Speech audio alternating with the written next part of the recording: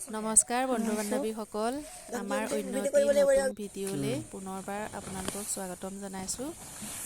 আজি আমি ধান ৰ'দত দিছিলোঁ। এয়া হৈছে ৰঞ্জিত ধান।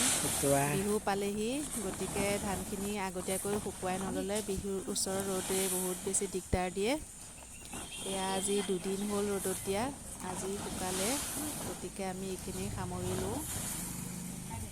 এয়া ধানখিনি সামৰি লৈছোঁ। তাৰপিছত ভাটিবেলা আকৌ ধান বহাম, গতিকে তাৰো যোগাৰ কৰিব হ'লেই, সেইকাৰণে ধানখিনি সোনকালে সামৰি লৈছোঁ। আৰু এয়া ধান বহাবলৈ যোগাৰ কৰিছোঁ। মানুহজনে ধান অলপ কঢ়িয়াই আনি দিলে বাৰু কোনোমতে। তাৰপিছত এইফালে ধানত জুই দিছোঁ সন্ধিয়া সময়ত। মায়ে দেখুৱাইছে কেনেকৈ কি কৰিব লাগে। এয়া মায়ে অলপ চাই দিছে আমাক। তাৰপিছত এয়া ধান বহোৱাৰ যা যোগাৰ কৰিছোঁ। এইফালে ছোৱালীজনীয়ে ফূৰ্তি কৰি আছে আৰু আমি ধানৰ কামত লাগি আছোঁ। এয়া মায়ে দেখুৱাই আছে কেনেকৈ কি কৰিব লাগে। এয়া পানী দিছোঁ আৰু ধানত এতিয়া। আনফালে মহেশ আৰু মেঘা ধেমালি কৰি আছে। তাৰপিছত এয়া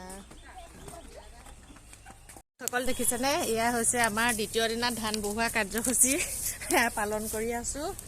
কালি অলপ বহালোঁ, কিন্তু কমিল বোলে মায়ে কৈ আছে। আজি একদম ভৰ্তিকৈ দিছোঁ। এতিয়া মনটো ভাল আৰু মায়ে ভৰ্তিকৈ দিছোঁ যে। এয়া আমাৰ মায়ে ধান বহাই আছে, জুই আমিও লাগি দিছোঁ। আজিৰ পৰা আৰু সামৰণি হ'ব ধান বহোৱা।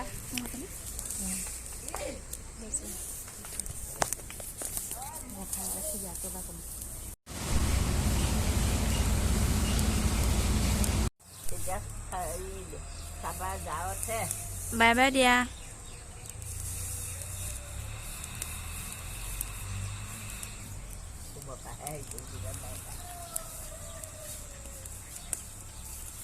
বাই মানে চাহ দিয়ক।